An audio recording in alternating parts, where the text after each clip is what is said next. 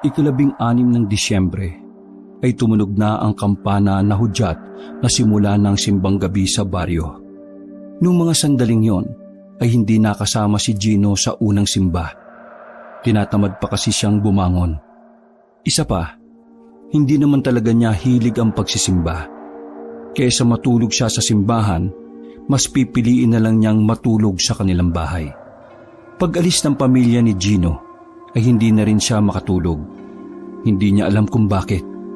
Tila ba ninakaw na sa kanya ang antok na kanina lang ay ramdam na ramdam niya.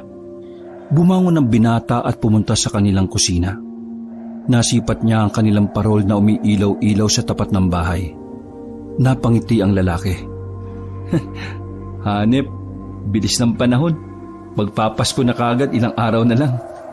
Wika ng binata at saka nagsalok ng mainit na tubig sa tasa. Sa kanilang kusina ay may bintana na sakto lamang ang laki. Nakabukas ang bintanang yon. Isasara na sana ni Gino nang may makita siyang mabilis na dumaan sa labas. Uy! Sambit ng lalaki dahil sa gulat. Sandali siyang napaisip kung ano yon. Hindi niya kasi naaninagan dahil wala roon ang atensyon niya. Kalmado at kaswal siyang sumilip sa bintana. Ngunit wala naman siyang nakita. Oh, wala naman ah. Umiling-iling ang binata at naglagay na lamang ng kape. Tatambay sana si Gino sa tapat ng kanilang bahay. Ngunit pagbukas niya ng pinto ay may bumungat. Muntikan nang matapon ang hawak niyang kape dahil sa paglitaw ng kanyang kaibigan na si Alvin. Uy! Punyeta ka naman oh! Ano bang ginagawa mo rito? Kaaga-aga. Di pa nga tirik ang araw eh. Ginulat mo pa ako. Lapnusan kita ng kape dyan sa mukha eh. Inis na sabi ni Gino. Agad na pumasok si Alvin sa kanilang bahay at umupo sa mahabang upuan. Sakto, gising ka na. Oh, ano na naman ba Alvin? Mamaya ka na nga mambwisit. Nag-relax ako eh. Di nga ako sumama sa simba kasi gusto kong mag-chill tapos guguluhin mo ako. Inis na sabi ni Gino. Patapusin mo muna kasi ako, tulig ka rin eh. Buwelta naman ni Alvin. O sige na, sabi mo na kung anong kailangan mo. Nagdikwatro pa si Alvin sa mga sandaling yon bago magsalita. Sinagot na ako ni Princess! Malapad ang ngiti ni Alvin na parabang nabubuang. Ano? Seryoso ka ba? Salubong na tanong ni Gino. Oo naman! Ibig kong sabihin, seryoso ka ba na yan ang sasabihin mo sa akin ng ganitong kaagang oras? Ito naman si Gino, ang init ng ulo. Ano ba? Wala pa akong tulog sa sobrang tuwa. Sabi ni Alvin. Labas! Sabi ni Gino. Ha? Sabi ko, labas! Binitiwan ni Gino ang kanyang hawak na tasa at hinila palabas ng bahay si Alvin. Oo, pare, sandali. Hindi naman yun nasasabihin ko eh. Si Bianca, patay na. Naihinto ni Gino ang pagsasara ng pinto nang marinig ang sinabing yon ni Alvin. Ano? Anong sabi mo? Si Bianca pare, yung ex mo, patay na. Actually, kaninang gabi lang, mga dakong 11:00 ng hating gabi, natagpuan yung katawan niya. Duguan siya. Ikaw gago ka, umayos ka ha. Kaaga-aga nagbibiro ka ng ganyan. Sabi ni Gino. Pare naman, sa tingin mo kaya ko magbiro ng ganon kasensitibong bagay? Pare, kalugar ko si Bianca, kaya alam ko kagad kung anong nangyayari sa kanya. Wala na si Bianca pre, patay na. Kung ayaw mong maniwala, punta tayo sa kanila para maabutan mong nag-iiyakan pa rin hanggang ngayon yung pamilya niya. Dagdag pa ni Alvin. Tila nanghina ang tuhod ni Gino noong mga sandaling yon. Nangihinayang siya dahil may balak pa naman siyang ligawan ulit ang babae sa darating na Pasko.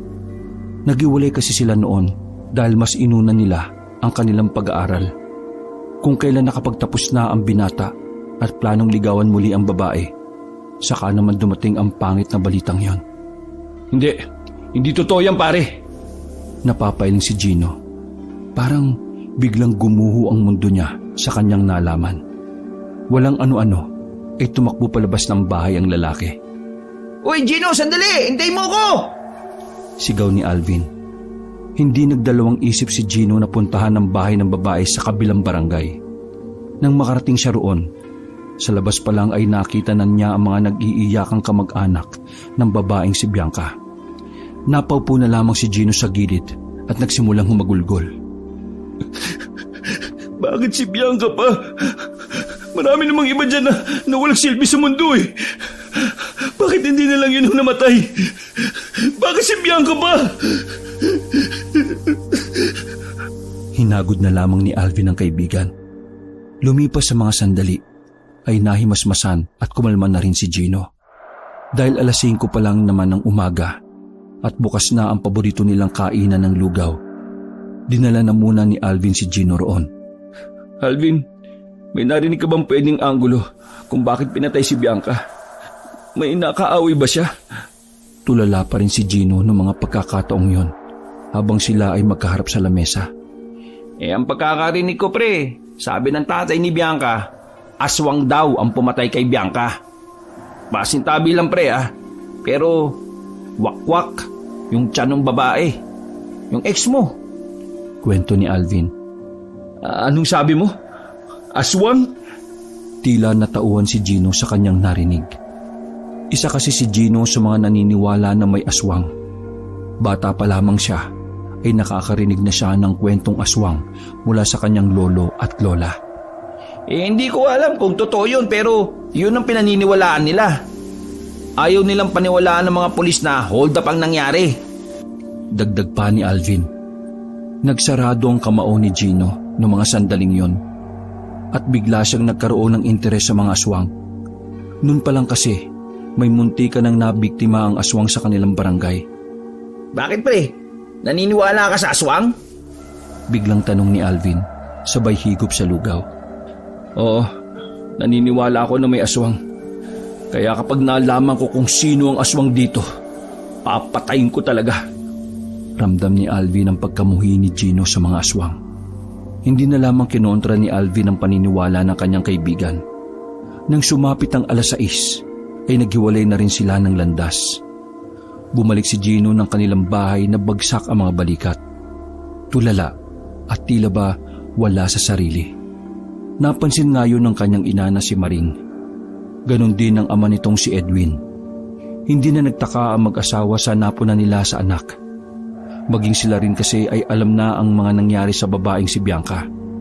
Anak, nandito lang kami ng mama mo ha. Pati mga kapatid mo. Nandito lang sila. Dadamayan ka namin.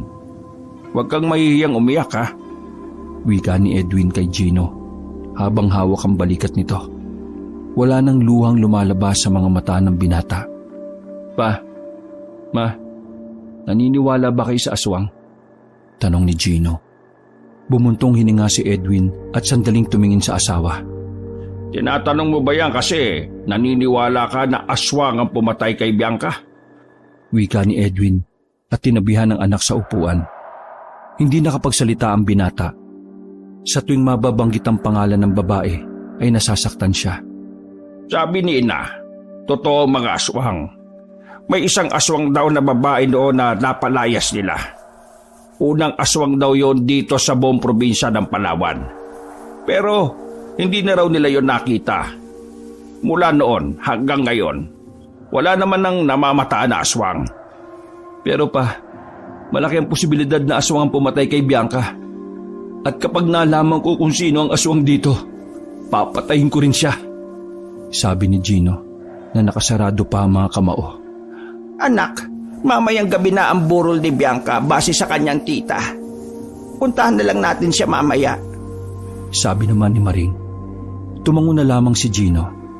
Wala na siyang lakas para makipag-usap pa. Pumunta na lamang siya sa itaas at pumasok sa kanyang kwarto. Nakatingin lamang siya sa kisame. Iniisip niya kung kakayanin niya bang makita ang dating nobya na nasa loob ng mahabang kahon. Nakatulog si Gino at hapon na siya nang magising. Unang pumasok sa isip niya ang babaeng si Bianca. Nagmamadali siyang nagbihis. Pagbaba niya ay hinihintay na pala siya ng kaibigang si Alvin. Pare, maagang ibinurol si Bianca. Tara, samahan na kita. Sabi ni Alvin. Tumango na lamang si Gino. Hindi pa karamihan ang tao sa burol noong dumating sila roon. Nang makita ni Gino ang puting ataol na pinaliligiran ng mga bulaklak, dito na muling bumagsak ang kanyang mga luha. Nanginginig ang kanyang kamay. Nangihina ang kanyang tuhod. Nagsisisi siya sa kanyang sarili. Na kung alam niya lang na mangyayari yon, hindi na sana niya pinatagal pa ang pinaplanong panliligaw. Dahan-dahang lumapit si Gino sa kabaong. Sinilip niya ang babae sa loob. Mas lalong nanikip ang dibdib ni Gino nang masilayan ang halos hindi na makilalang mukha ng babae. Marami itong tahi sa mukha. Parang paulit-ulit na hiniwa yon. Kawawa naman si Bianca, no? Kabata-bata pa lang pero namatay na kagad. Ang sabi raw inatake ng aswang. Ha? Inatake ng aswang? Bakit? Buntis ba si Bianca? Di ba? Kakagraduate lang niya sa college? Narindi si Gino sa mga naririnig niyang boses ng mga tsismoso at tsismosa. Hinarap niya ang mga yon at saka pinagsalitaan. Pwede ba? Sa ibang lugar na kayo gumawa ng chismis. Igalang nyo naman ng burol ni Bianca, oh. Mas nga kayo dito? Pasigaw na wika ni Gino sa mga yon. Dali-dali namang umalis sa mga tsismoso at tsismosa. Lumapit naman si Alvin kay Gino. Uy, gagi ka. Bisita ng nanay ni Bianca yun, no? Pabulong na sabi ni Alvin. Hindi na nagsalita pa si Gino. Pinagmasdan na lamang niya ang babae sa ataul, na parabang mahimbing lamang yung natutulog. Mga ilang sandali lamang ay lumapit sa kanya ang kuya ni Bianca, si Dondon. May dalang tasa ng kape si Dondon at ibinigay kay Gino. Mabilis namang lumapit si Alvin at saka nagtanong. Kuya, may sopas na kayo? Gutom na ako Sabi ni Alvin na nakahawak pa sa kanyang tiyan. Sige, pasok ka sa loob. Wika ni Dondon na mahalataan ang lungkot sa tinig nito. Huminga ng malalim ang lalaki at tinapik sa balikat si Gino. Alam mo, nung nakaraan sabi sa akin ni Bianca, mahal ka pa raw niya Panimula ni Dondon. Hindi naman maiwasan ni Gino na hindi mapangiti. Kahit pumapatak ang kanyang luha, ay nakaramdam siya ng kakaibang ligaya dahil doon. Gino, matagal na kitang kilala Parang kapatid na rin kita. Kaya sasabihin ko na sa iyo ang totoong nangyari kay Bianca. Dagdag pa ni Dondon habang nakatingin sila kay Bianca. Totoong nangyari? Pabulong na sabi ni Gino. Gino, totoong pinatay si Bianca ng aswang. Nagtayuan ang balahibo ni Gino ng mga sandaling yon. Nagpapawis ang kanyang palad ng dahil sa kaba. Malakas ang hinala namin na ang unang aswang ng Palawan ay nagbalik na para magiganti. Naguguluhan ako. Bakit siya magiganti? Ano bang ginawa niyo? Tanong ni Gino. Tiningnan siya ni Dondon sa mga mata. Seryoso lamang ang itsura ng mukha ni Dondon. Kaya batid ni Gino na totoo ang lumalabas sa bibig ng lalaki. Ang lolo namin ang pumatay sa mga dating aswang na nakatira dito sa barangay na ito. Ang unang aswang na si Corelia, ang nag-iisang nakatakas. Siya ang unang aswang at siya rin ang nagpakalat ng maraming aswang sa Mindanao at Visayas. Bigla silang nawala sa loob ng mahabang panahon. Ngayon, siya ang hinihinala namin pumatay kay Bianca bilang ganti. Saad pa ni Dondon. Kung nagbalik ba ang unang aswang, paano natin siya tatalunin? Nababahalang sabi ni Gino. Sa ngayon, hindi ko pa alam. Hanggat hindi pa kumpirmado na siya ang dumali sa kapatid ko, wala muna tayong gagawin. Ikaw, Gino, alagaan mo ang sarili mo. Hindi matutuwa si Bianca sa langit kapag nakita kanyang miserable. Tinapik pa ni Dondon ng binatang si Gino. Kung ano-ano na ang tumatakbo sa isipan ni Gino sa mga pagkakataong yon, mas lalong nabuo ang pagkamuhi at galit niya sa mga aswang. Kuya Dondon, gusto ko pong ipagiganti si Bianca. Gusto kong mabigyan ng hustisya ang pagpatay sa kanya. Sabi na lamang ni Gino. Tuluyan ang nabuo ang matinding galit ni Gino sa kanyang kalooban. Naging dahilan nito para maudyukan ng binata na magiganti sa kung sino man ang pumatay sa kanyang babaeng minamahal. Sumapit ang gabi at nanatili lamang si Gino sa burulan. Kahit na paano ay gumaan ang kanyang pakiramdam dahil nakakausap niya ang pamilya ng babae. Naglalaro lamang sila ng barahan ng mga sandaling yon. Tumayo ang binata para makigamit ng banyo. Mag-iisang oras na kasi niyang pinipigilan ang kanyang pag-ihi. Pumunta siya sa likod bahay. Naroon kasi ang isa pang banyo. Nang makarating siya roon, ay napasuyod siya ng tingin sa paligid. Naalala niya kasi nang minsang may ginawa silang kababalaghan ni Bianca roon. Napangiti na lamang siya ng mga sandaling yon. Pagpasok niya sa banyo, ay may naramdaman siyang mabigat sa bubungan. Malabong pusa yon dahil nakikita niyang bumao ng paa sa bubong. Agad na napatigil ang lalaki sa pag-ihi. Sa pagmamadali ay muntikan pang maipit ng zipper ang kanyang alagang si Manoy. Maraan siyang lumabas ng banyo at tiningala ang bubungan. Nagulat siya nang makitang tila may tao roon sa itaas. Hindi niya lamang naaninagan ng maayos dahil sa dilim ng paligid. Sino yan? Tanong ni Gino. Dumating naman ang binatang si Dondon at naabutan siyang nakatingin sa bubungan. Anong problema? Kuya Dondon, may nakita akong tao rito kanina. Sabi ni Gino. Nagsalubong ang kilay ng lalaki. Sigurado ka ba? Inakyat pa ni Dondon ang bubungan gamit ang hagdanan. Ngunit wala itong nakita roon. Wala naman ah. Baka naman namamalik mata ka lang. Sabi ni Dondon na bahagyang natatawa pa. Napailing na lamang si Gino. Batid niya kasing ang kanyang nakita at naramdaman ay totoo. Ngunit nung mga sandaling yon, mas pinili na lamang niyang hindi yon pagtuunan ng pansin. Bumalik na lamang si Gino sa burulan. Nilibang na lamang niya ang sarili sa paglalaro ng baraha. Pagsapit ng 3:00 ng madaling araw, nagpaalam na rin sila para umuwi. Maraming salamat. Huwag ka mag-alala, Gino. Mabibigyan natin ng hustisya ang pagkawala ng kapatid ko. Wika ni Dondon, sabay tapik sa balikat ng binata. Tumangon na lamang si Gino. Naglakad na rin si Gino at Alvin paalis. Madilim na sa kanilang dinaraanan. Sira na rin kasi ang mga poste ng ilaw dun sa daan na yon. May iba tayo, pre. Kailan mo pala balak na mag-apply ng trabaho? Ako kasi, sa susunod na buwan Sabi ni Alvin. Hindi ko pa alam. Hanggat hindi pa nabibigyan ng hustisya ang pagkamatay ni Bianca, hindi muna ako magtatrabaho. Ito lang ang aasikasuhin ko. Sabi ni Gino. Inakbayan ni Alvin ang kanyang kaibigan. Basta pre, kung anong may tutulong ko, magsabi ka lang ha. Habang wala pa akong ginagawa pwede kitang samahan sa bagay na yan. Salamat Alvin. Pero sa tingin mo, taga rito lang din kaya yung aswang na pumatay kay Bianca? Napabagal ang paglalakad ni Alvin sa tanong na yon ni Gino. Alam mo pre, hindi ko masasagot kaagad yan Ang hirap magbintang at magturo ngayon. At saka, paano ba malalaman kung aswang yung isang tao? Ang sabi sa akin ni Kuya Dondon, marami daw paraan Isa na rito yung pagkulo daw ng langis. Kapag kumulo yung langis, ibig sabihin may aswang sa paligid. Pwede ring ipwesto mo ang ulo mo sa pagitan ng binti mo kapag kaharap mo yung mga pinaghihinalaan mong aswang.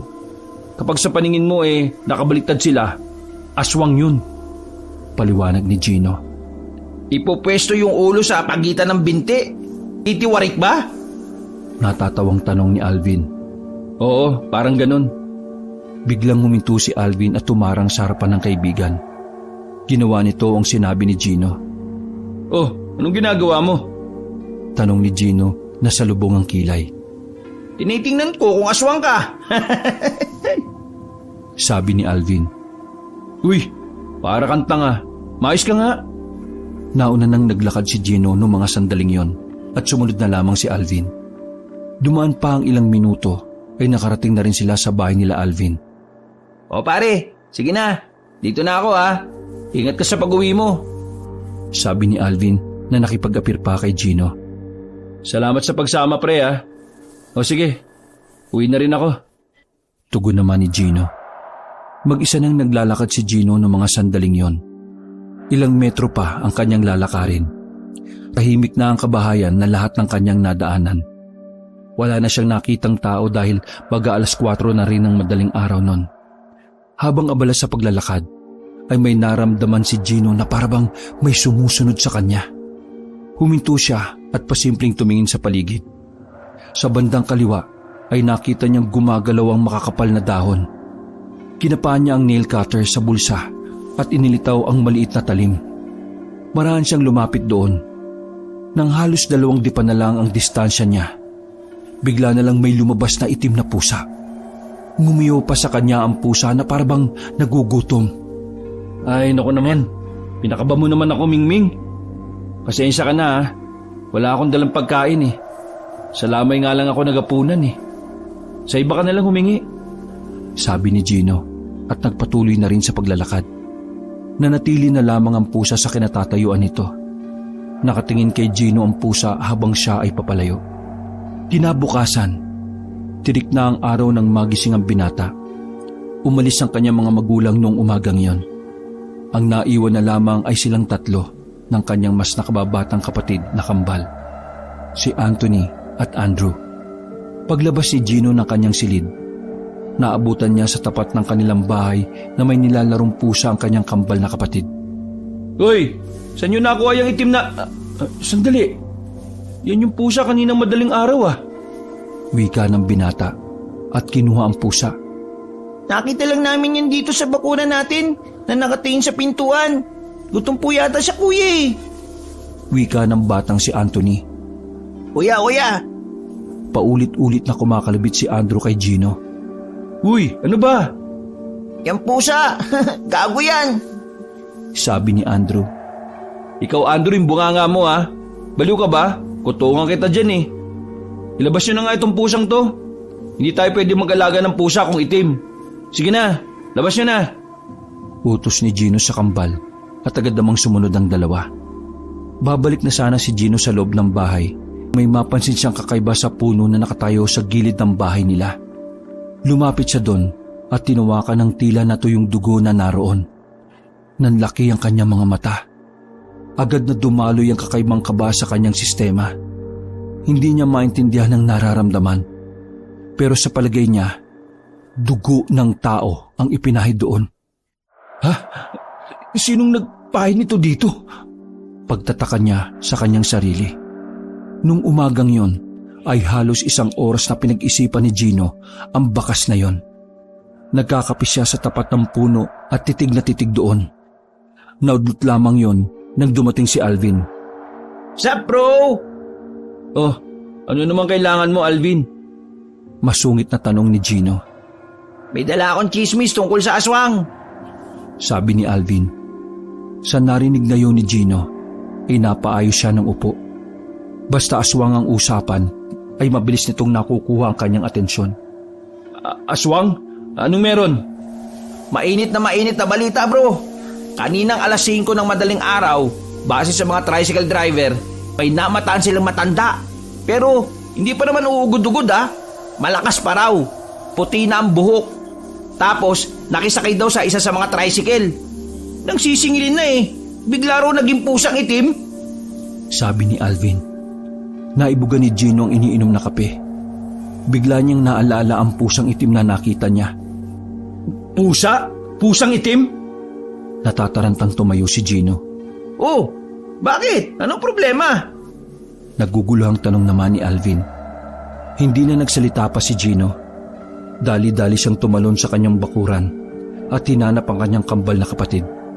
Sumunod din naman agad sa kanya si Alvin. Andrew! Anthony! Sigaw ni Gino habang naguguluhan naman si Alvin kung ano ang nangyayari.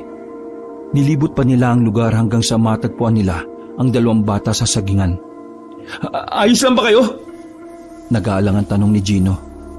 Sinuri niya pa ang 2 bata kung may galos ngunit wala naman siyang nakita. Bakit po, kuya? Tanong ni Anthony. Nasaan yung pusa? Naligaw niyo na ba? Hinahanap ni Gino ang pusa sa paligid ngunit wala na siyang makita. Wala na po, umalis na. Pero may matanda po na lumapit sa amin at nagpasalamat. Maputi yung buhok pero malakas pa siya. Nakangiti pa ang batang si Anthony. Pare, parang tugma yata yung sinasabi ng mga tricycle driver sa sinasabi ng kapatid mo. Ibig sabihin... Nagtindigan ng mga balahibo ni Gino ng mga sandaling yon. Tara na, uwi na tayo. Hinawakan niya ang kamay ng kambal. Nagmamadali silang makauwi sa bahay. Sakto naman, na naroon na ang kanilang mga magulang. Sandaling tumambay muna si Gino at Alvin sa labas. Pareho silang napaisip kung bakit tila lumalapit kina Gino ang hinihinalang aswang. Baka yun nga ang aswang. Sabi ni Alvin na napahawak pa sa kanyang baba. Pero bakit siya lumalapit sa amin? Wala naman kaming kasalanan sa kanya. Sila Kuya Dondon ang meron. Sabi naman ni Gino. Kahit na anong gawin ni Gino kakaisip, wala naman siyang makitang dahilan para aswangin sila. Kaya gulong-gulo ang kalooban ng binata. Kinagabihan, nag-ipit na si Gino ng bala ng baril sa kanyang tagiliran. Base kasi sa tatay ni Alvin, mabisang pangontra yon sa mga aswang. Nakabili na rin sila ng langis na nanggaling pa sa bayan. Habang naglalakad silang dalawa ni Alvin patungo sa burol ni Bianca, nakasalubong nila ang maraming kalalakihan na may mga dalang 2x2 at sulo. Manong, anong meron? Tanong ni Alvin sa lalaking hinarang niya. May namatang aswang sa bakanting lote. Sagot ng lalaki. Nagkatinginan sina Gino at Alvin. Hindi na sila nagsayang pa ng oras. Dali-dali silang nakisabay sa mga nagtatakbuhan. Ilang sandali lang, nakarating sila sa sinasabing bakanting lote. Mayroong punong akasya doon. Malapad ang katawan ng puno at sa itsura pa lang nito ay mahalatang matanda na ito. Pinagmasdan nilang lahat ang tuktok ng puno. Nakita nila na tila ba may tao sa itaas.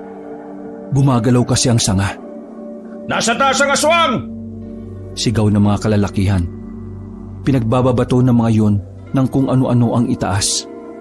Hanggang sa bigla na lang silang nakakita ng isang tao sa itaas. Bigla itong tumalon pababa. Kitang-kita nilang lahat na gumapang yun palayo. Agad namang yung hinabol ng mga tao. Ngunit hindi nila yun naabutan nang pumasok na yun sa kagubatan. Nanginayang ang lahat sa hindi nila pagkakahuli sa aswang. Ngunit ang pangyayaring yon ay malaki ng patunay na muli na namang mababalot ang kanilang lugar ng kababalaghan. Kahit gabi na, ay mabilis na kumalat ang tungkol doon.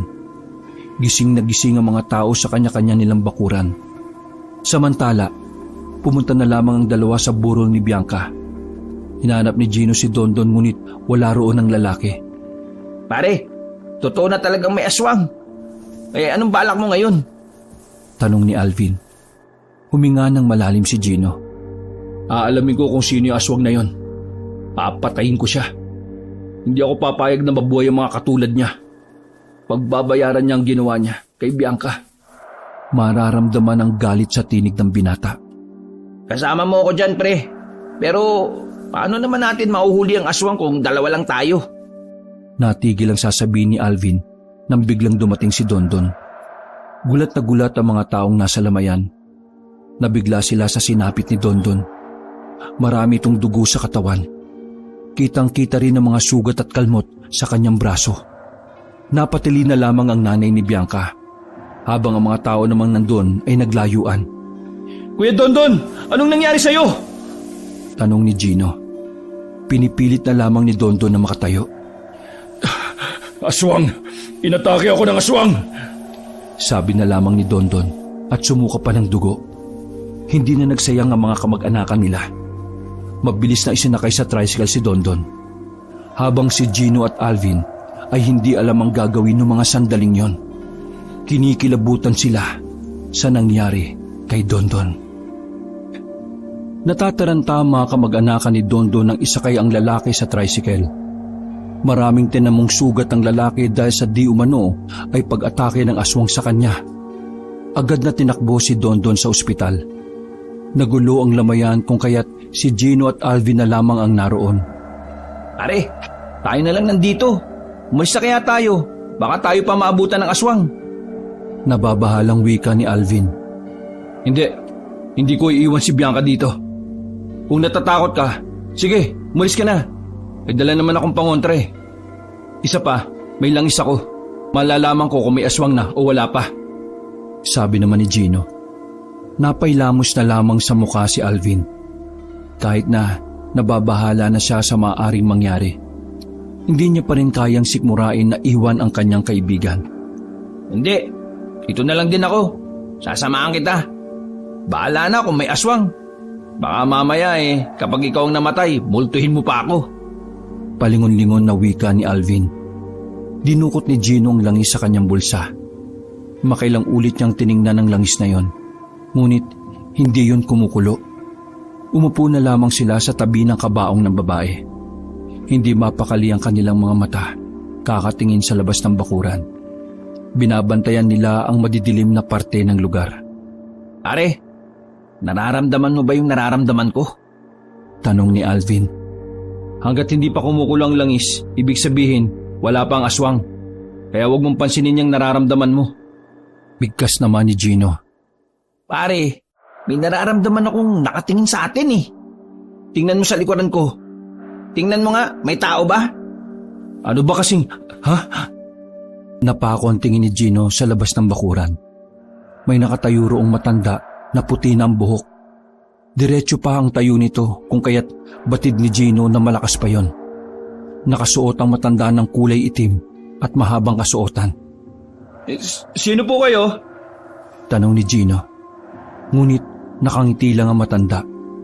Hindi na ito nagpaalam. Diretso itong pumasok sa bakuran. Nung mga sandaling yon, ay hindi na nakatayo ang magkaibigan. Pinagmasdan na lamang nila ang matandang makalapit sa harapan ng kabaong. Nanay, sino kayo? Si Alvin naman ang nagtanong.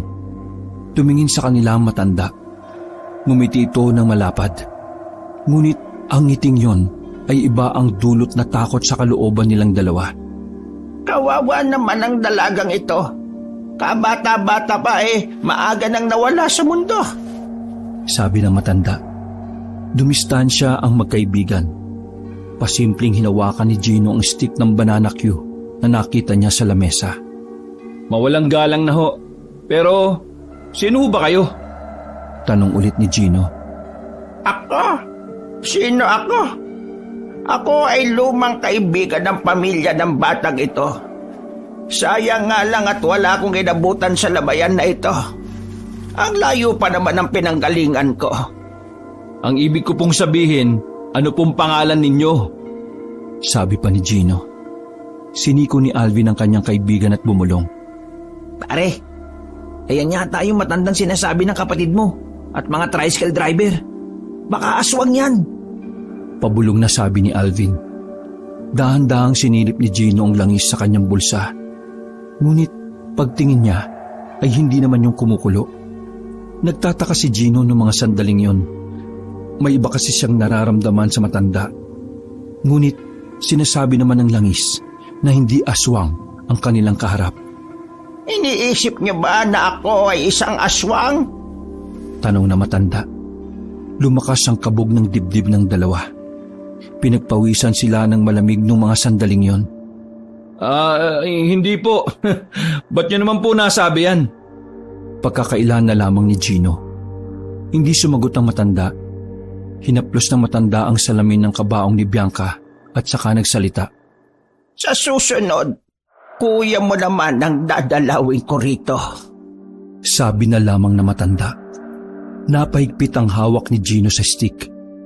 Nagdadalawang isip siya kung itatarak niya ba yun sa matanda. Ngunit masyado siyang pinapangunahan ng takot. Kaya wala na siyang nagawa nang makalabas na ng bakuran yon. Hindi kumbinsido si Gino sa sinasabi ng langis. Kung kaya't inilagay niya ang kanyang ulo sa pagitan ng kanyang magkabilang binti. Tumuwad siya. Tiningnan niya ang papalayong matanda.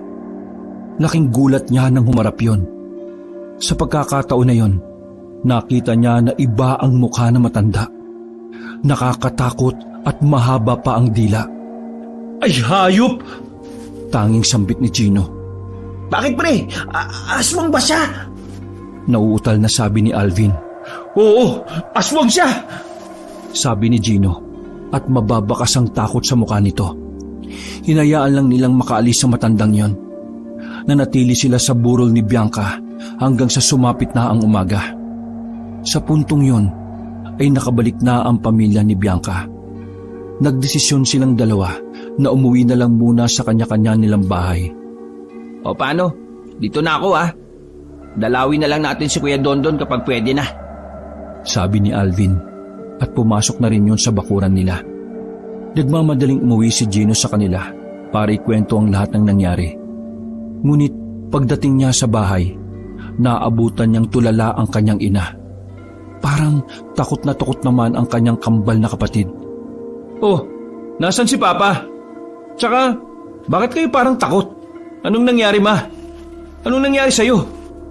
Nag-aalalang tanong ng binata. Kuya, si Papa, kinuha siya ng aswang kaninang madaling araw.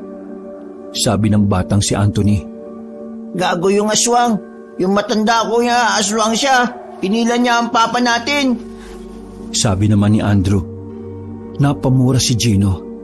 Stress na siya sa mga nangyayari. Parang hindi na natigil ang mga masasamang kaganapan sa buhay niya mula nang mawala si Bianca. Bantayan niyo si Mama. Pupunta ako sa barangay at magpapatulong ako.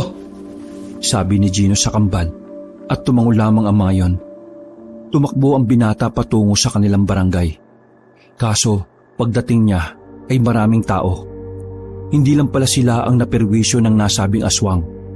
Lahat ng naroon ay nirereklamo ang mabangis na nilalang na yon. Nawala ng pag-asa si Gino. Palagay niya ay hindi siya maasikaso doon sa dami ng mga kapareho niyang reklamo. Binalikan na lamang niya ang kanyang kapatid na kambal. Kalmado ang kanyang nanay na si Aling Maring sa puntong yon. Mahimbing ang tulog naming lahat kagabi. Madaling araw na bulabog kami nang sumigaw si Edwin, ang Papa mo. Pagtingin namin sa bintana, naroon na yung matanda. Tama, matanda siya. Bigla siyang pumasok. Si Papa mo, yun lang ang hinila niya palabas ng bahay. Pumalag naman ang Papa mo. Kaso, kinaladkad na siya papunta sa dilim. Wala akong nagawa kundi yakapin na lamang ang mga kapatid mo. Kwento ng ina ni Gino na si Aling Maring. Bumuntong hininga na lamang ang binata. Pumunta rin ang aswang sa burol ni Bianca. Ang nakakapagtaka lang, hindi naman kami sinaktan. Pero bago yon, nauna na umuwi si Kuya Dondon. Sugatan, duguan. Tinakbo siya sa ospital. Hindi ko alam kung anong lagay niya. Ma, napapaisip ako. Kung pamilya lang ni Bianca ang may atraso sa aswang, bakit pati sa atin umaaligid siya? May hindi ba kayo sinasabi sa akin? May kasalanan din ba ang pamilya natin sa aswang na yun? Tanong ng binata. Naging aligaga ang mata ni Aling Maring. Napansin naman yun ni Gino. Inakala niya na nagkaroon ng matinding trauma ang kanyang ina, kung kaya't hindi niya na lamang ito pinilit na sumagot. Huwag kang mag-alala, Ma. Nararamdaman kong ligtas si Papa. Makakabalik siya rito ng buhay. Niyakap na lamang ni Gino ang kanyang ina. Nang umaga na yon, ay pinilit ni Gino na alisin ang negatibong aura sa kanilang bahay. Nagluto na lamang siya ng makakain at nilaro niya ang dalawang kapatid. Pinagpahinga niya muna si Aling Maring sa lahat ng gawain. Ngunit sa kaloob-looban ni Gino ay hindi siya mapakali. Habang lumilipas ang oras na wala ang kanyang ama, mas lumalaki ang tsansa na baka napahamak na ito. Oh, bakit nandito ka? Tanong ni Gino nung makitang nasa pintuan si Alvin. Halika muna, may sasabihin ako sa'yo. Mahinang sabi ni Alvin. Lumabas kaagad ng bahay si Gino at sa bakuran kinausap ang lalaki. Pare, tingnan mo itong larawan na ito. Inabot ni Alvin ang isang lumang larawan na sa palagay ni Gino ay panahon pa yun ng mga Hapon. Sandali. Kamukha nitong isang babae, yung matanda . Tama ba ako? Wika ni Gino. Tumpak pare. Oh, tapos, sino itong mga nandito? Itong nakakbay sa matandang aswang? Ewan ko, Gino, kung sino yung lalaki na yan. Pero itong lalaki at babae sa kaliwa, ayan yata yung lolo at lola ni Kuya Dondon at Bianca. Alam mo, palagay ko, dating magkakakilala sila . Tapos nang malaman ng lolo nila Bianca na aswang itong isang to, pinatay niya. Sabi ni Alvin. Baliw, di ba nga hindi napatay ng lolo ni Kuya Dondon yung matanda kasi nakatakas? Ang sabi, yung ibang aswang lang ang napatay. Bali, pinagiganti niya yung mga kasama niya. Paliwanag naman ni Gino. Ay, hirap isipin. Sakit sa ulo. Teka Alvin, saan mo pala ito nakuha? napadaan kasi ako sa burulan ni Bianca. Nakita ko yung nanay niya na may tinapon ng mga gamot sa drum. Sumabo itong larawan papunta sa harapan ko kaya kinuha ko. Kwento ni Alvin. Habang nag-uusap sila, ay hindi nila namamalayan na nasa likuran na pala nila ang nanay ni Gino. Oh, Ma, akala ko ba nagpapahinga kayo? Tanong ni Gino. Kaninong larawan yan? Patingin nga. Sabi ng ginang. Binigay naman ng binata ang larawan sa ina. Nang makita ni Aling Maring ang nasa larawan, ay nanlaki ang mga mata nito. Ma, anong problema? Nakikilala mo ba sila? Tanong ni Gino, sabay lapit sa ina. Ha? Hindi ko sila kilala. Sige, matutulog na ako. Nagmamadaling umalis ang ginang at pumasok na rin sa loob. Naninibago si Gino sa kilos ng kanyang ina. Iniintindi na lamang niya dahil alam ng binata na apektado pa rin ito sa pagkabihag ng kanyang ama. O pre, ano bang nangyari kay Aling Maring? Okay lang ba siya? Nag-aalalang tanong ni Alvin. Ewan ko ba? Nagkaganyan siya kasi si Papa. Dinukot ng aswang kaninang madaling araw. Pagkasabing yun ni Gino ay nagulat si Alvin. Ano? Dinukot si Tito Edwin? Oo pre, kaya nga hindi ko rin alam ang gagawin ko eh. Sinusubukan kong kumalma para makapag-isip ako ng maayos. Pero wala, blanko ang utak ko. Umiling ang binata at walang ganang umupo sa nakatumbang katawan ng puno. Sino kaya yung lokong aswang na yun, no? Wala nang dumating yan dito sa barangay natin eh. Nagkagulo-gulo yung tao. Pagkatapos ng pag-uusap na yon, ay pinili ni Alvin na tumambay na lang muna kina Gino. Tinulungan ito si Gino sa mga gawaing bahay para lang kasi kahit papaano kumalma ang kanyang ina. Noong mga sandaling yon, tila ba takot pa rin ang ginang si Aling Maring. Pre, salamat ah. Hindi mo naman dapat ito ginagawa pero nandito ka. Wika ni Gino. Ikaw talaga, drama mo naman pre. Siyempre, kaibigan kita eh. Hindi kita pwedeng hayaan sa problema mo. Baka mamaya pagkalat mo yung sikreto ko eh. Natatawang sabi ni Alvin. Ha? Anong sikreto? Yung hindi ka patuloy. Oo, ang iingay mo naman eh. Tukmul ka talaga. Baka mamaya may makarinig eh. Tinakpan pa ni Alvin ang bibig ni Gino. Pareho na lang silang natawa. Yun ang unang tawa ni Gino para sa araw na yon. Ngunit nawala na agad ang ngiti niya nang matanaw na paparating ang kanyang ama. Ha? Si Papa? Sambit ni Gino at napatingin din si Alvin. May kasamang dalawang lalaki ang kanyang amang si Edwin. Bagay na ipinagtaka ni Gino. Dahil ang pagkakaalam niya, kinuha si Edwin ng aswang. Papa? Tawag niya kay Edwin. Ngunit diretso lang itong pumasok sa bakuran. Sinabi ko naman sa iyo, Edwin kung tinapos na natin siya noon pa, di wala na tayong problema ngayon. Sabi ng isang lalaki na mas matanda kay Edwin. Saka lamang nakilala ni Gino ang lalaking yon. Si Jaime, ang kanyang tiyuhin. At ang isa namang kasama ng kanyang ama ay tiyuhin niya rin, si Alfonso. Hindi maintindihan ni Gino kung ano ang pinag-uusapan ng mga yon. Basta ang alam lamang ni Gino, nung mga sandaling yon ay meron siyang hindi nalalaman. Kung noon palang tinapos na natin si Mama, di sana wala na tayong problema ngayon. Rinig ni Gino na sabi ng kanyang tiyuhin na si Jaime. Naririnig mo bang sarili mo? Nanay natin yon. Kahit na ano pa siya, nanay pa rin natin siya kahit na anong mangyari. Buwelta naman ng ama ni Gino na si Edwin. Baliw ka ba? Hindi normal si Mama. Alam natin pareho yan noon pa man. Kita mo nga, muntikan ka nang mapahamak. Kung hindi ka nga namin nailigtas ni Alfonso, malamang sa malamang wala ka na. Kuya Jaime, hindi ako sasaktan ni Mama. Kinuha niya lang ako dahil may gusto siyang sabihin. Tugon pa ni Edwin. Bahala ka sa buhay mo. Kung ayaw mo makinig sa akin, bahala ka. Basta ito lang sasabihin ko sa iyo. Si Mama ay wala na sa pag-iisip niya. Hindi na utak ng tao ang meron siya. Utak na ng isang halimaw. Seryosong sabi ni Jaime. At saka Umalis na rin ito ng kanilang bakuran. Napabugan na lamang ng hangin ng lalaking si Edwin. Nakalimutan nito na kanina pa pala nakikinig ang kanyang anak na si Gino at kasama pa nito ang kaibigang si Alvin. Pa, anong ibig sabihin ng mga narinig ko? Hindi pangkaraniwan si Lola?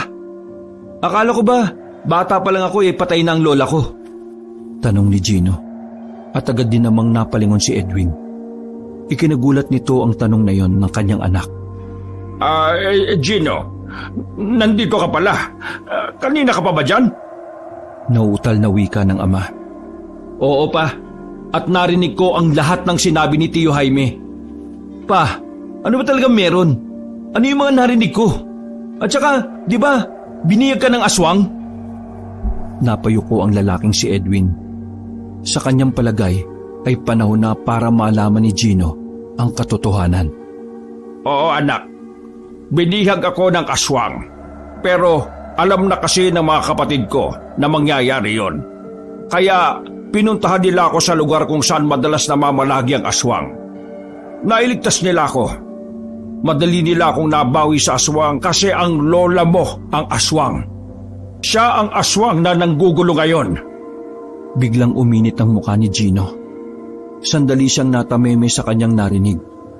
Dahil sa gulat ay muling lumakas ang kanyang kaba. Ayaw niya sanang maniwala sa sinabi ng kanyang ama. Ngunit ang maiyak-iyak at nababahalang mukha ng kanyang tatay ay siyang nagpatunay ng katotohanan. Seryoso ka ba pa? Gino, anak, ang lola mo ang sinasabing unang aswang dito sa Palawang. Ang lola mo ang sinasabing unang aswang dito sa Palawan. Kaming magkakapatid lang ang nakakalam nun at ang tatay namin. Siya si Cornelia. Kalokohan! Puro kalokohan yung sinasabi nyo. Paano magiging si Lola ang unang aswang? Di ba sinabi mo na matagal na siyang patay? At saka, wala naman tayong lahing aswang ah. Pagpupumilit pa ni Gino. Wala tayong lahing aswang. Oo, tama ka. Kahit ang Lola Corella mo ay simple at normal na tao lang siya noon. Pero nayanggaw siya ng dating nobyo ng lola ni Dondon. Yun ang dahilan kung bakit galit na galit ang lola mo sa kanila. Kasi kung di dahil sa lola ni Dondon, hindi naman magiging aswang ang lola mo. Mula noon ay gumawa ang lola mo ng paraan para magparami. Siya ang nagdulot ng kaguluhan dito noon bago pa siya mapuksa. Aswang si Lola kung ganun? Tapos wala ka man lang sinasabi sa akin? Nagpanggap ka na walang alam? Paano mo natisang isipin na wala lang ang lahat ng yon? Kayong si Lola palang pumatay sa babaeng minamahal ko. Ano? Sabihin mo! Galit na sabi ni Gino. Inawat na siya ni Alvin at lumabas na rin ng bahay ang ginang na si Aling Maring. Patawarin mo ako anak. Hindi ko ginustong itago sa iyo ang katotohanan. Naghihintay lang ako ng tamang pagkakataon. Maniwala ka! Sabi ni Edwin. Kahit na ano pang sabihin mo, pinatay pa rin ni Lola si Bianca. Sinaktan niya si Kuya Dondon na ngayon ay critical na ang buhay. Tama naman si Tio Jaime. Tama naman na dapat patayin na si Lola. Hindi na siya normal. Kampon na siya ng kadiliman. Sumisigaw na si Gino noong mga sandaling yon. Kaya naririnig yon ng mga kalapit na bahay nila. Pre, inaan mo yung boses mo. Kapag narinig ng iba ang pinag-uusapan nyo, pare-pareho kayong maalalagay sa alanganin. Pabulong na wika ni Alvin. Anak, sige na. Patawarin mo na kami. Kapakanan mo lang naman ang iniisip namin. Sabat naman ng ginang ni si Aling Maring. Umiling-iling si Gino. Isa ka pa ma. Niloko mo rin ako. Sabi ni Gino. Naglakad na ito paalis at sinundan naman yon ni Alvin. Mabilis ang lakad ni Gino kahit hindi nito alam kung saan ang destinasyon. Pre, sandali! Sabi ni Alvin na bahagyang hinihingal pa. Pre, pwede ba? Sa inyo muna ako. Hindi ko kinakaya yung mga nalalaman ko eh. Baka kung ano pa yung magawa ko. Sabi naman ni Gino at bumuntong hininga na lamang. Wala namang problema pre. Pero, anong gagawin mo ngayon? Lola mo pala yung aswang. Napapailing na lamang na sabi ni Alvin. Maging ito rin kasi ay nabigla sa lahat ng revelasyon. Huminga ng malalim ang binata. Kahit nalaman niya kung sino ang aswang, wala pa rin nagbago sa nauna niyang sinabi sa sarili. Buo na ang kanyang kalooban. Kahit na anong mangyari, ipaghihiganti niya ang namayapang minahal na babae. Papatayin niya ang kanyang lola. Yun ang kanyang pinakapinaplano sa mga sandaling yon. Ganun pa rin, pre. Wala akong pakialam kung sino yung aswang. Papatayin ko siya. Pero pare, lola mo yun eh. Ayos ka lang ba dun? Alvin, pinatay niya si Bianca. Critical si Kuya Dondon. Sino pang masasaktan at mawawala kung hindi siya mapipigilan? Sabi ni Gino. Ramdam na ramdam ang puot at galit sa kanyang tinig. Ikaw bahala pre. Ang akin lang naman iniisip ko yung nararamdaman mo. Masyado nang magulo at komplikado ang lahat. Tinapik pa ni Alvin si Gino sa balikat. Tatapusin ko ito. Pinapangako ko yan. May paninindigang sabi ni Gino. Tulad ng napag-usapan, tumambay muna si Gino sa bahay nila Alvin. Nasa tapat lang sila ng pintuan habang tumutungga ng kape. Tahimik lang ang dalawa. Hanggang sa mga sandaling yon, ay iniisip pa rin ni Gino kung bakit humantong ang lahat sa ganon. Makalipas lang ang halos isang oras, nagyaya na si Alvin na matulog. Papasok na sana sila sa bahay nang makarinig sila ng mga yabag ng mga tao. Sumilip sila sa labas ng bakuran. Dumaan sa kanilang harapan ang mga residente na may mga dalang mga pamalo, mga sulo, mga itak at kung ano-ano pang maaaring gawing armas. Mukhang tutugisin na nila si Lola. Pabulong na sabi ni Gino. Ngunit iba pala ang kanyang hinala. Nanlaki ang kanyang mga mata nang marinig ang sigaw ng isang lalaki na naroon. Unahin si Edwin! Nilagaan niya ang nanay niyang aswang, si Corellia! Ang unang aswang! Nagsigawan pa ang mga tao. Pare, narinig ata nila yung usapan niyo ng papa mo eh. Kumalat na. Nababahalang sabi naman ni Alvin. Dito ka lang, babalikan ko sila. Sabi ni Gino. Uy, teka, sasama kita pre. Hindi na, problema ko ito. Problema ng pamilya ko. Kaya lulutasin ko ito na mag-isa. Uy, bugo ka ba? Hindi mo kakayanin na mag-isa yan. Ang dami-dami nila. Sasamahan kita. Kahit na sumama ka, mas marami pa rin sila, no? Dalawa lang tayo. Sabi naman ni Gino. Ang malaga, kasama mo ko, di ba? Tara na! Hinila na ni Alvin si Gino at sa kabilang daan sila dumaan para mas mabilis. Pagdating ng dalawa sa bahay nila Gino, naabutan nilang gising pa si Edwin at Maring. Problemado ang mga mukha nito. Anak! Sambit ni Edwin, ngunit sa ibang direksyon nakatingin si Gino. Tito, kailangan na po nating umalis dito. Narinig po ng kalapitbahay niyo yung usapan niyo ni Gino kanina. Mabilis pong kumalat yung balita. Pupuntahan nila kayo dito sa pag-aakalang aswang din po kayong lahat. Paliwanag ni Alvin na pinilit lamang na kumalma. Tiningnan ng mag-asawa si Gino. Maraming salamat, anak. Sabi ni Maring. Ay, sige na. Mag-impake na kayo. Maya-maya lang, nandito na sila.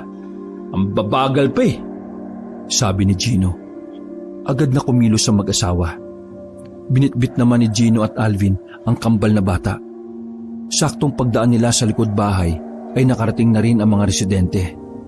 Maingat silang dumaan sa mga mapuno, madamo at maraming tuyong sanga na nakaharang. Natanaw pa ni Gino ang mga residente na pinasok na ang kanilang bahay. Dahilan para mas lalo pa nilang bilisan ang pagtakas. Habang naglalakad sila sa kailaliman ng puting buwan, nakarinig naman sila ng hiyaw. Madilim na ang kagubatan.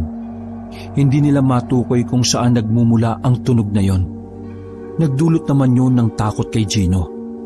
Kahit na alam niya na lola niya ang aswang, nasa isip niya pa rin na baka pati siya ay saktan nito. Dahil para sa kanya, iisa lang ang takbo ng utak ng mga aswang. Yun ay ang kumain at pumatay ng tao. Pansamantala silang huminto nang hingalin ang lalaking si Edwin. Pa, ma, pumunta na lang tayo kina Tio Jaime. Ligtas kayo ron. Sabi ni Gino na palingon-lingon pa sa kanilang pinanggalingan. Ibinaba nito saglit ang batang si Andrew. Paano ka? Tanong ni Edwin. Magpapaiwan ako. Hahanapin ko pa ang aswang. Hindi ako papayag na makapambiktima pa siya. Sabi ni Gino na hindi man lang nagdalawang isip. Bumuntong hininga na lamang si Edwin. Hindi na niya kinontra pa ang binata sa kung ano ang gusto nitong gawin. Sige, mag-iingat ka anak. Gawin mo kung ano ang tama. Sabi naman ni Edwin. Matapos magpahinga, ay nauna nang umalis ang mga magulang ni Gino kasamang dalawang bata. Nagpaiwan si Gino at Alvin sa kanilang kinalalagyan. Sigurado ka bang ayos lang sila? Tanong ni Alvin. Hindi naman sila sasaktan ni Lola eh.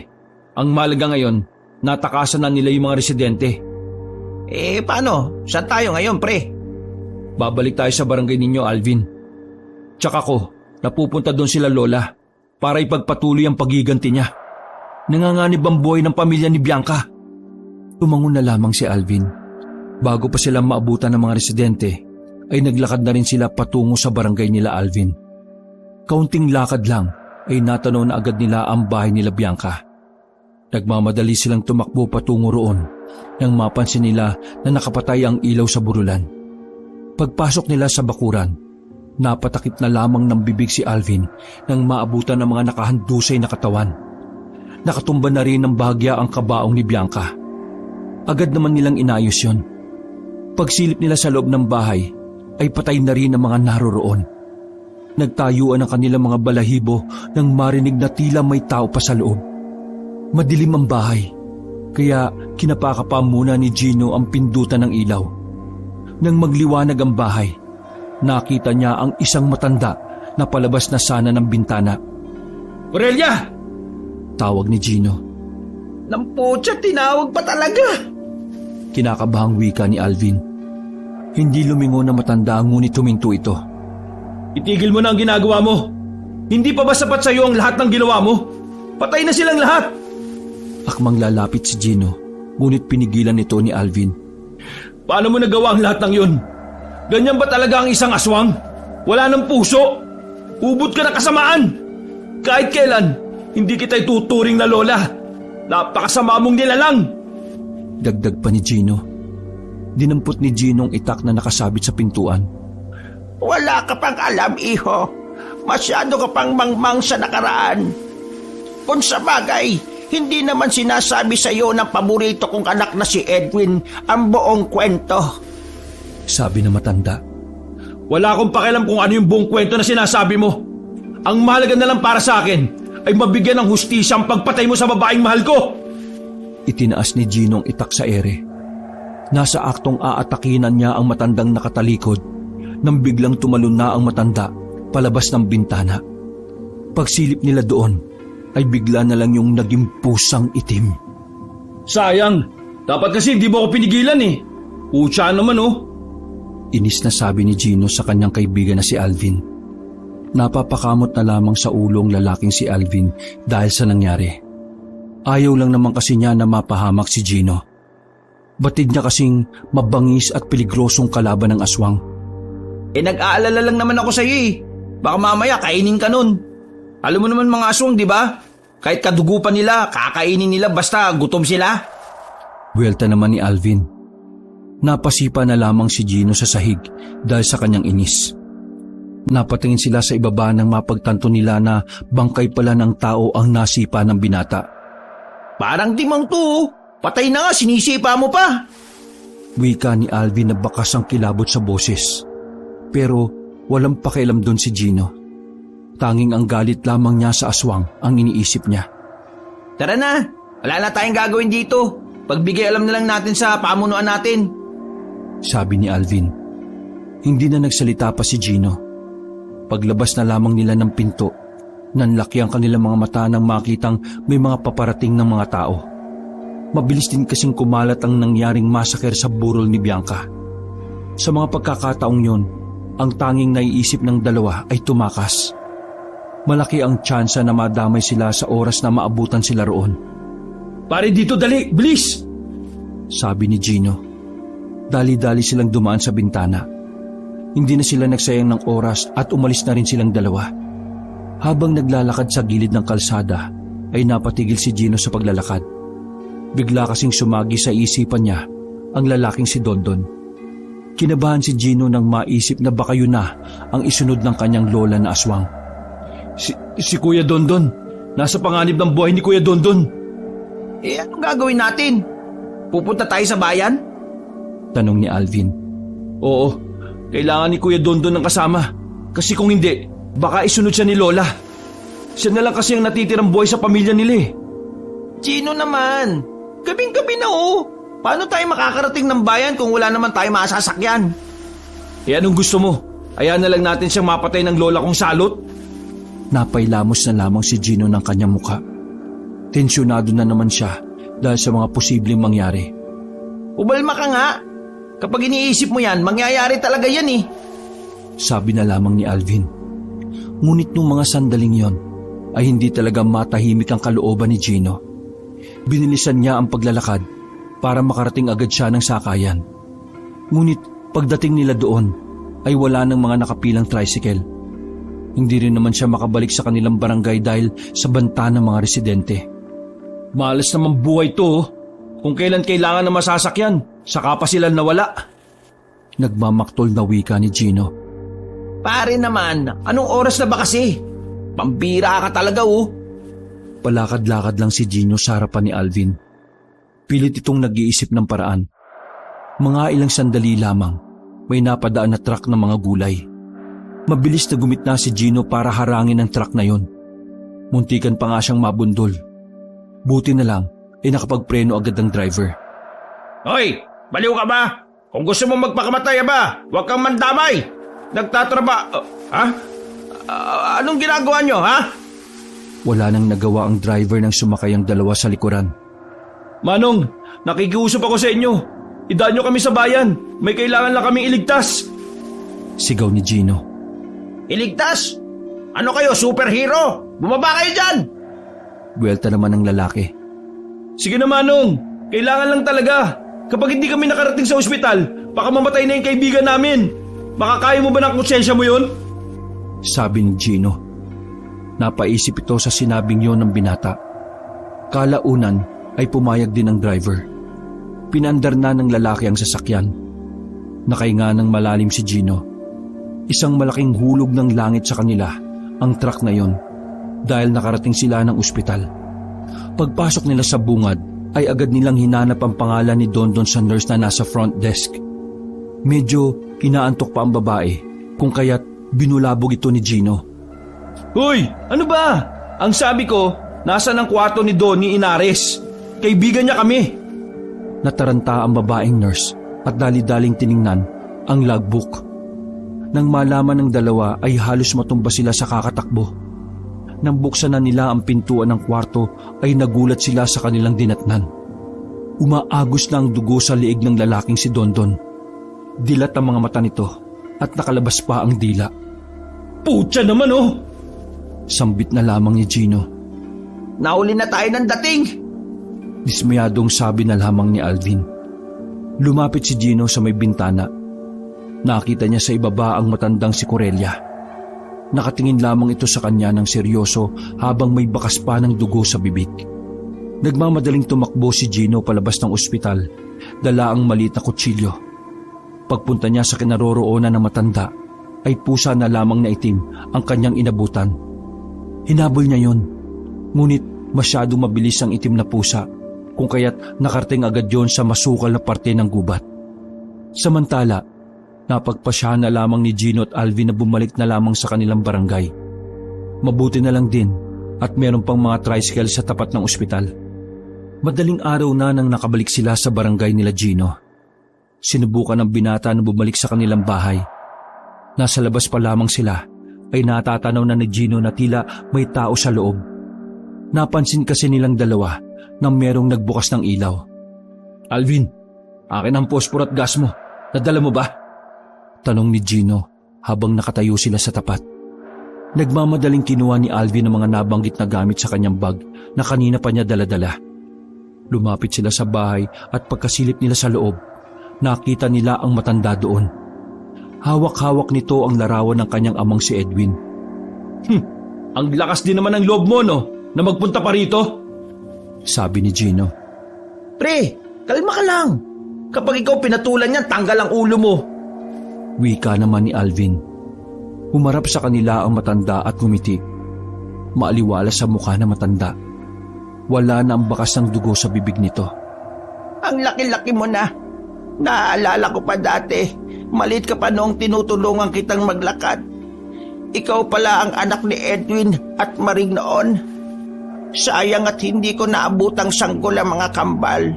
Pero masaya ako kasi ikaw ang naabutan ko, Gino.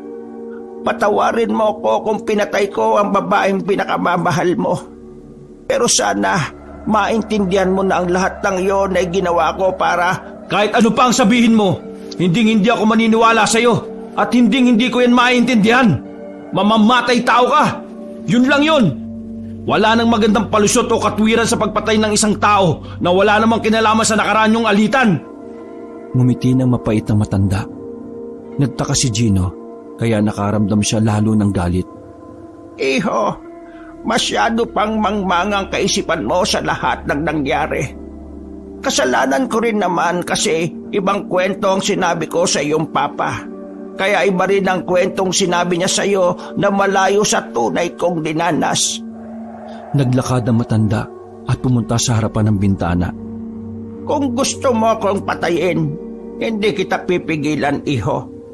Pero sana bago mo yung gawin, pakinggan mo muna ang tunay na nangyari. Sinenyasan ni Alvin si Gino para hintayin ang sasabihin ng matandang si Corellia. Hindi totoong aswang ang iba kong kamag-anak noon. Lahat sila ay normal na tao lamang. Malaki ang pagkakautang namin sa pamilya ni Belen, ang lola ng kaibigan mo.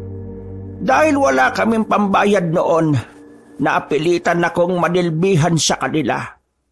Isang gabing dumating ang mga nakaputing lalaki. Mga dayuhan sila galing sa Amerika. Mga doktor na bihasa. Bigla nila akong kinuha para pag-eksperimentuhan. Kaso, itong si Belen ay may ginawang kakaiba. Meron siyang ipinakain sa akin na pagkain. Hindi ko alam kung ano yon. Basta kinaumagahan, iba na ang pakiramdam ko. Nanlalamig na ako. Nagugutom at natatakam ako sa hilaw na karne. Kalaunan, nalaman ko na naging aswang na ako. Nagalit ang mga kamag-anakan ko nang nalaman nila yon. Pero bago pa sila makaganti, inunahan na sila ng kabila.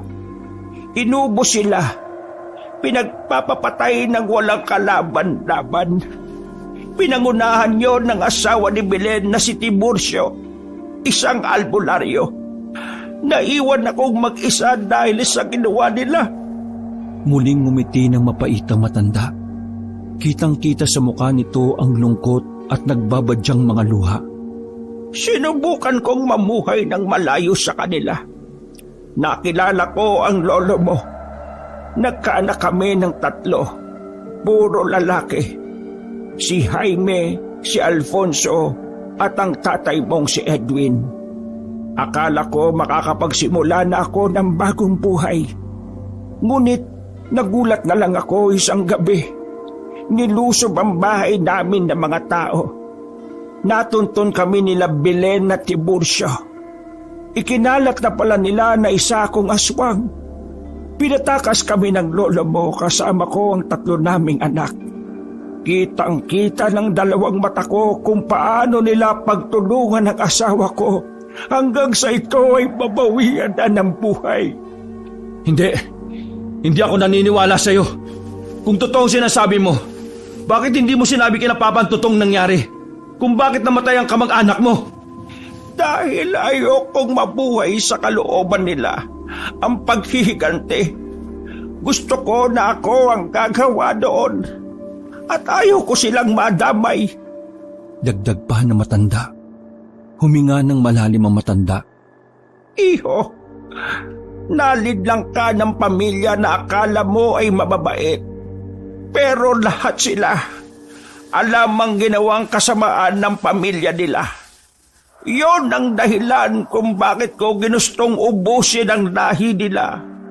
Lahat sila ay makasalanan. Pero hindi mo sana sinama si Bianca. Alam din ng mahal mong babae ang madilim na sikreto ng kanilang pamilya. Ngunit wala siyang ginawa para itama yon. Masisisi mo ba ako sa ginawa ko? Alam kong pati siya ay pinagtatakpan lang din niya ang kanyang angkan. Umiling-iling si Gino. Hindi kita pipilitin na maliwala, iho. Ang akin lang ay... Hindi na nakapagsalita pa ang matanda nang biglang may tumusok na palaso sa kaliwang dibdib nito. Pagsilip nila sa labas, nagtitipo na roon ng mga tao. Nasa loob ang aswang! Patayin! Sigaw ng mga tao. Ang bira naman tong mga taong to. Parang mga langaw. Kung saan ang tayo, nandun sila. Sabi na lang ni Alvin. Tumakas ka na po. Ako na ang bahala sa kanila. Bago kayo mapahamak, bilis! Sabi ng matanda at peresahang tinanggal ang palaso sa dibdib niya. Pagewang-gewang ang matanda sa paglakad na lumapit sa kanila. May binunot ang matanda sa bulsa nito na isang damit na parang pang 10 taon lamang. Apo, pakibigay na lamang ito sa iyong ama. Regalo ko sana ito sa kanya nung 10 taon niyang kaarawan. Pakiusap, ibigay mo. Tapos na ang misyon ko sa mundong ito, kaya oras na para mawala na rin ako. Sabi ni Corellia sa kanyang pinakapaboritong apo. Hindi na nakapagsalita si Gino. Hindi niya maintindihan kung bakit bigla na lang tumulo ang kanyang luha. Tinanggap niya ang kulay puting damit na may nakabordang pangalan ng kanyang ama. Mga ilang sandali lang ay nagbago na ng anyo ang matanda. Pumangit ang mukha nito at tumaba na rin ang dila at mga kuko. Aswang man ito ay nanghihina na rin dahil sa sugat sa dibdib. Nung mga sandaling yon, alam na ni Gino na yun na ang huling sandali ng matanda sa mundo. Ibibigay ko po ito kay Papa. Sabi na lamang ni Gino.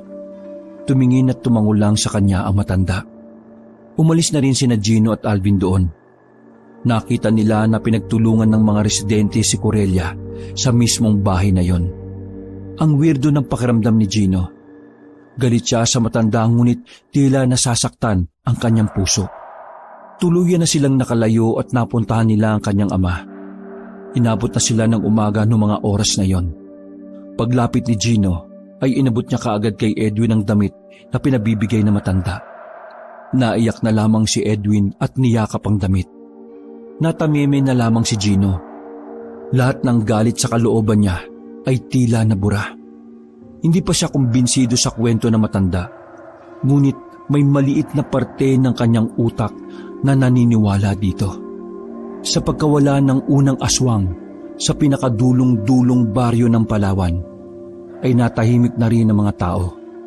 Malabo na rin makabalik doon ang pamilya ni Gino. Tumatak na kasi sa isipan ng mga tao na bukod sa matanda, aswang din ang pamilya nila. Namuhay sila sa bayan. Nagsimula sila ng panibagong pamilya. Nakatulong ang tulong pinansyal na ibinigay ng 2 kapatid ni Edwin. Samantala, tinuon na lamang ni Gino ang atensyon sa pagtatrabaho. Kasama si Alvin, sinubukan niyang ibaon na lamang sa limot ang mga nangyari. Dahil hanggang sa mga sandaling yon, nahihirapan pa rin siyang tanggapin na ang pamilya pala ni Bianca ay ang siyang umubos ng kanilang angkan. Wakas,